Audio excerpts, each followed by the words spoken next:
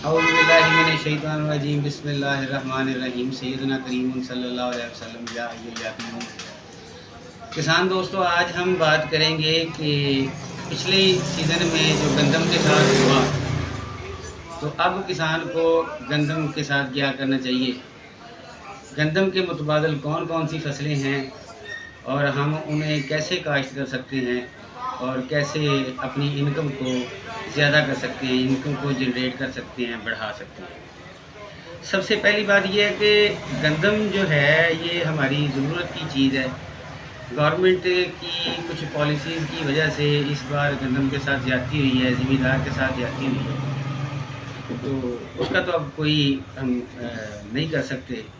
लेकिन अगर गंदम के हवाले से हम बात करें तो गंदम में बड़ा अच्छा पोटेंशियल होता है। अल्लाह ताला ने कुरान पाक में इस चीज़ को समझाने के लिए इंसान को एक बात की है कि अल्लाह की राह में खर्च करने वाले बंदे की मिसाल उस एक दाने की सी है जिसमें से 7 बालियाँ हैं और हर बाली में 100 दाना है।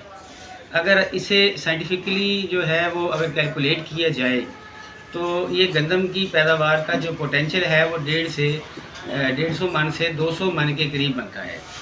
अगर हम गंदम की अहमियत के हवाले से बात करें तो सऊदी अरब जहाँ पे कुछ भी नहीं होता था, अब माशाल्लाह से वो अपनी गंदम खुद पैदा कर रहे हैं और इतनी वफ़र गंदम वहाँ पे पैदा हो रही है कि वो एक्सपोर्ट भी करने लगे हैं।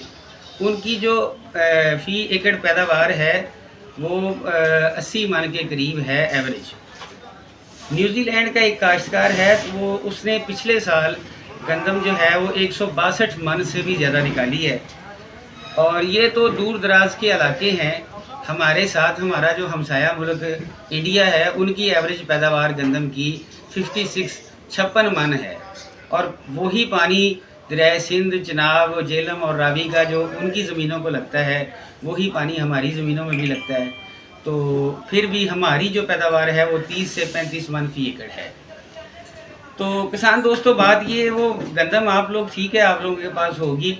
जिस भाई मेरे ने 50 एकड़ गंदम लगानी थी या 20 एकड़ लगानी थी या 10 एकड़ लगानी थी, मैं वो उनको ये मशवरा दूंगा कि आप ऐसा करें भी ये जो दूसरी मुतबादल फसलें कुछ हैं मैं आपको बताता हूँ, अगर आप उसकी तरफ आएँ तो अल्लाह खैर करेगा। हमारा मकसद जो है वो रिज़्क़ कमाना है। अगर गंदम वैसे भी हमारे मुल्क में ज़्यादा हो जाती है अपनी ज़रूरत से तो फिर उसकी बेकदरी होती है, तो क्यों ना इस बार जो है वो कुछ नए तजर्बात हम करके देखें। तो सबसे पहले जो इस हवाले से मैं आपको मशवरा देना चाहूँगा, इसके मुतबादिल तो काफ़ी सारी फसलें हैं जो लगाई जा सकती हैं, जो कमर्शियल लेवल पे लगाई जा सकती हैं। वो मैं आपके साथ थोड़ी थोड़ी जो है वो इसके साथ आपके साथ गुफ्तगू में शेयर करूँगा और मज़ीद जो है वो कोशिश करूँगा कि जो जो मैं बताऊँ उस अकेली फसल का आपको अलग से जो है ना एक वीलॉग बनाकर एक पूरा डाइट, फर्टिलाइज़र प्लान और पूरी फसल को संभालने का एक तरीक़ाकार जो मेरे इल्म में है वो मैं इंशाल्लाह आपकी गोशगुजार करूँगा। तो कमर्शियल तौर पर जो लगाने के लिए इस वक्त बेस्ट ऑप्शन हमारे पास मौजूद है, तो वो तेलदार जिन्स में सरसों, राया और कैनोला है। पाकिस्तान में क्योंकि ज़्यादा ऑयल वगैरह जो है वो इंपोर्ट किया जाता है, काफ़ी सारा ज़र मुबादला जो है वो हमारा इसी इंपोर्ट के चक्कर में ख़त्म हो जाता है। गवर्नमेंट जो पिछली गवर्नमेंट आई थी उन्होंने भी ये बात की थी कि किसी तरीके से इंपोर्ट का जो काम है वो अगर कम हो तो हमारा जो करंट अकाउंट डेफिसिट है ये कम हो जाएगा। तो इस वजह से जो है वो हमारे मुल्क में ऐसी फसलें उगानी चाहिए जिनसे हम खुद से तेल लें। आज भी दुनिया में ऑयल की जो इंपोर्ट है उसमें पाकिस्तान दूसरे नंबर पर है। हालांकि ये खुद ज़रई मुल्क है और ये खुद से पैदा कर सकता है। और दूसरी जो अहम बात वो ये है कि जो चीज़ें हम इंपोर्ट करते हैं उनकी डिमांड में कभी भी जो है कमी नहीं आती। तो राया या सरसों, कनोला वगैरह अगर हम लगाते हैं तो इसका रेट जो है वो खातर खा अच्छा ही रहता है। अभी भी कुछ 6-7 हज़ार के करीब चल रहा है और इसमें तो खर्चा भी कोई इतना ज़्यादा नहीं होता।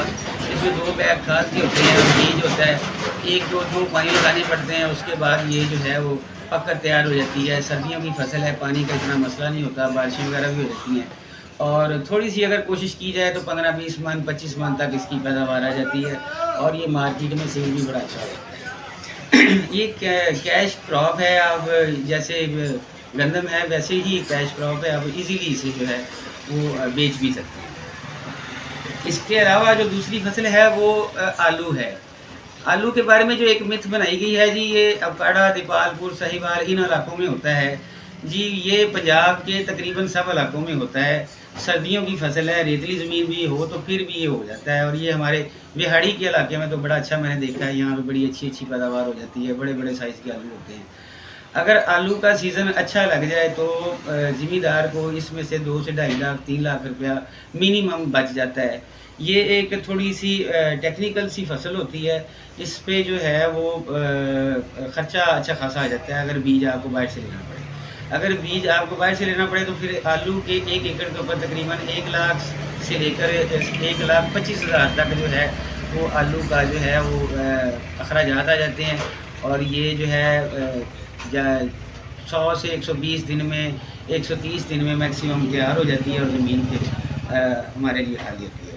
دوسری وہ پہلے والا جو سرسوں اور رائے کا میں آپ کو بتا رہا تھا، اس کا میں ایک ایڈوانس فائدہ یہ بھی ہے کہ وہ مارچ میں فارغ ہو جاتی ہے، تو وہاں پھر اگیتی کاٹن بھی لگائی جا سکتی ہے، اس کا نیکسٹ جو آپشن ہوتا ہے۔ آلو جو ہے اگر وہ اچھا ہو جائے تو اوور آل اگر سیزن ٹھیک رہ جائے تو یہ 70 سے 100 من کے قریب نکل آتا ہے۔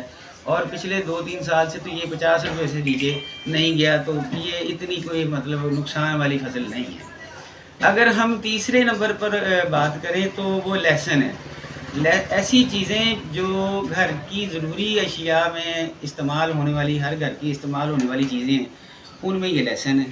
تو لہسن کی کاشت بھی کی جا سکتی ہے، اور لہسن کی جو پیداواری لاگت ہے وہ 30 سے 35 ہزار فی ایکڑ ہوتی ہے اگر بیج ہم جو دیسی لہسن کا لگائیں تو۔ باقی پانی وغیرہ کیونکہ سردیوں کا موسم، سردیوں کی فصل ہے، اتنا کوئی خاص کوئی ضروری نہیں ہوتا، تو 2.5-3 لاکھ روپیہ بھی اس سے آمدن ہو جاتی ہے۔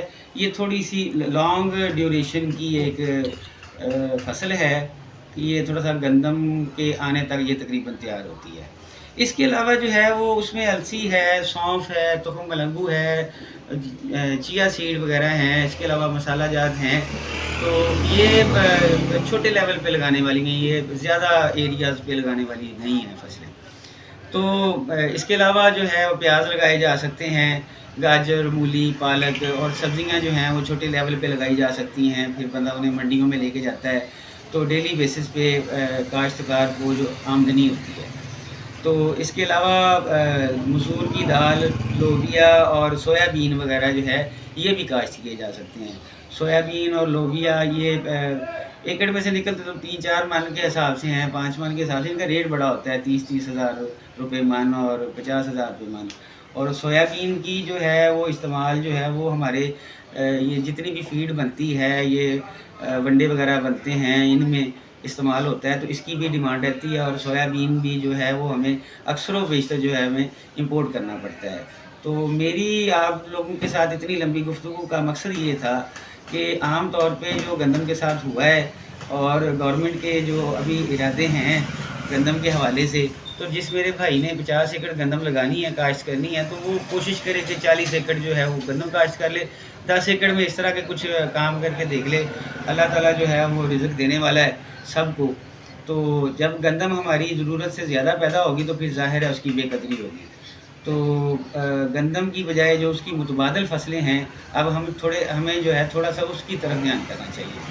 تو امید کرتا ہوں کہ میری اس ویڈیو کا جو مقصد ہے وہ آپ کو سمجھ آ گیا ہوگا۔